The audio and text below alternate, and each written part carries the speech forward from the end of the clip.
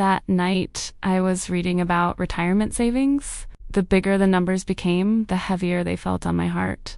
The article said a family like mine should already have saved billions. I stopped reading because the goal felt impossible to reach. It wasn't that I didn't care about the future. I cared so much that I didn't even know where to begin.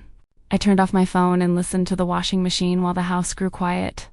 Tomorrow would begin just like any other day. My name is Clara, and I've always believed planning for the future is one way to care for my family. But that night, I wondered if I had been chasing a future that was never truly ours. Morning began with the smell of fresh coffee as Armand packed Mira's lunch while I opened my expense notebook at the dining table. The electricity bill was paid, next month's school fee was planned, and groceries and Armand's motorcycle service were next.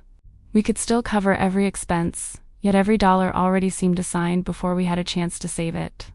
After Mira left for school, the house grew quiet, and I reopened the article about the ideal retirement fund. Without thinking much, I picked up the calculator, but the more I calculated, the more I wanted to close the notebook.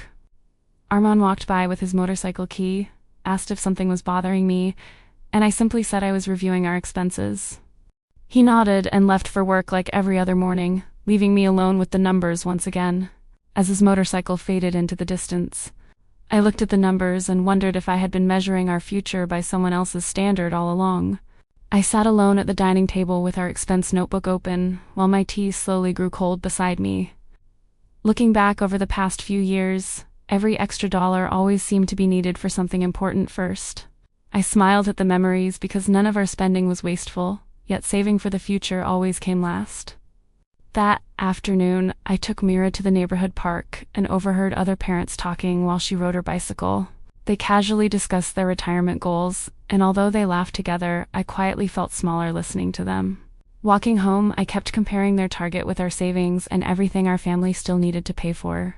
That night, I opened our finance app and watched our savings slowly grow, yet it still felt like I was looking at failure. A few days later, I noticed that every time I saved more, relief never came. Only the question, how much is enough? The more we saved, the farther our goal seemed, while my worries quietly kept growing. One evening, Armand asked if I had been tired lately, and I simply said I had a lot on my mind. I knew Armand wasn't ignoring me. He trusted I would share when I was ready, but I still couldn't explain my feelings. That night, I closed my finance apps and found an old photo of our rental home, motorcycle, and Mira asleep in Armand's arms. I smiled because we had almost no savings then, yet I couldn't remember feeling this worried. Looking at the photo, I wondered if the real burden wasn't our finances, but comparing our future with other people's lives. The following days looked much the same, with breakfast, taking Mira to school, and quietly finishing the housework. Armand still shared stories from work each evening, and although I smiled with him, my thoughts stayed elsewhere. Whenever my salary arrived, I no longer felt relief because my mind immediately divided it between every family expense. Seeing other families on vacation, I stopped thinking about the trip and wondered if they were already prepared for retirement. That afternoon, I watered the small plants outside and noticed one that kept growing, even if only a little each week. I smiled because the plant never rushed or compared itself with the taller tree beside it. It simply kept growing. I wished my heart could do the same. Stop rushing, stop feeling behind, and stop measuring our life by someone else's standards. Saturday morning felt unhurried as Mira filled the breakfast table with her drawings while we enjoyed the quiet together. I watched her draw a small house, flower pots, a cat, and our family holding hands. Smiling, I asked about the picture, and Mira said it was our home when her father and I were old. I laughed and asked why the house was so small, and she said it would be easier to keep clean. She kept drawing, adding tea beside the house where we could relax while she played with her own children. I studied the picture and realized it held no expensive things, only a peaceful life that already felt complete. My heart felt full as I realized I had chased someone else's retirement dream well. Mira imagined only a simple home where we could still smile together. That night, after Mira fell asleep, I placed her drawing beside my financial notebook, and they felt like two different worlds. One page was filled with numbers and calculations, while the other showed only a small house and our smiling family. I quietly wondered when retirement had become more about reaching a number than finding a peaceful life. I realized I wasn't afraid of growing older. I was afraid of falling short of everyone else's standards.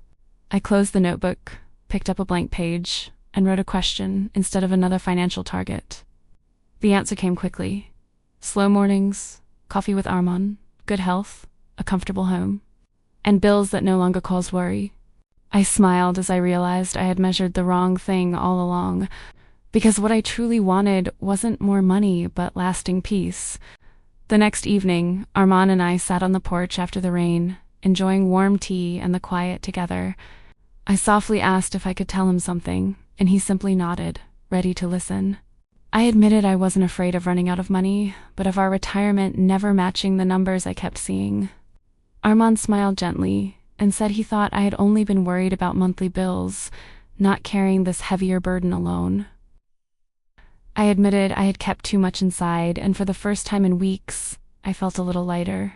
Armand said growing older while enjoying meaningful work and not fearing every bill already sounded like a wonderful retirement. We laughed together, and I realized we had always wanted the same future. Only my picture of it had been different. The next morning, I opened my notebook again, this time rewriting goals that truly reflected the life we wanted. At the top of the page, I wrote, "The peace of mind target, focusing on the life we hoped to enjoy, not a number." I listed what we truly needed: a comfortable home, simple meals, healthcare, emergency savings, and one meaningful hobby. That evening, Armand read the list, joked about having only one hobby, and we laughed together with lighter hearts. We imagined growing older with simple joys, hoping to enjoy peaceful days and still be there whenever Mira needed us. Our savings didn't change overnight, but the pressure I carried no longer felt as heavy as before. I finally realized the best retirement plan wasn't the biggest one. It was the one that let us keep moving forward in peace. A few weeks later, I was still saving money the same way I always had. The amount might not look impressive to anyone else, but now I pictured a peaceful morning with Armin instead of a number that made me uneasy. I've started to believe that a good retirement may not mean stopping work completely. It may simply mean having the freedom to choose work we enjoy because our basic needs are already covered. Now I understand that saving itself was never the most exhausting part. What wore me down was believing we had to follow someone else's version of success to feel prepared for the future. If you're feeling behind today, maybe it isn't because you're incapable. Maybe you've simply been using a map that was designed for someone else's journey. I still believe a beautiful retirement isn't measured by the size of a house. It's about how little worry we carry when we open our eyes each morning and begin another ordinary day.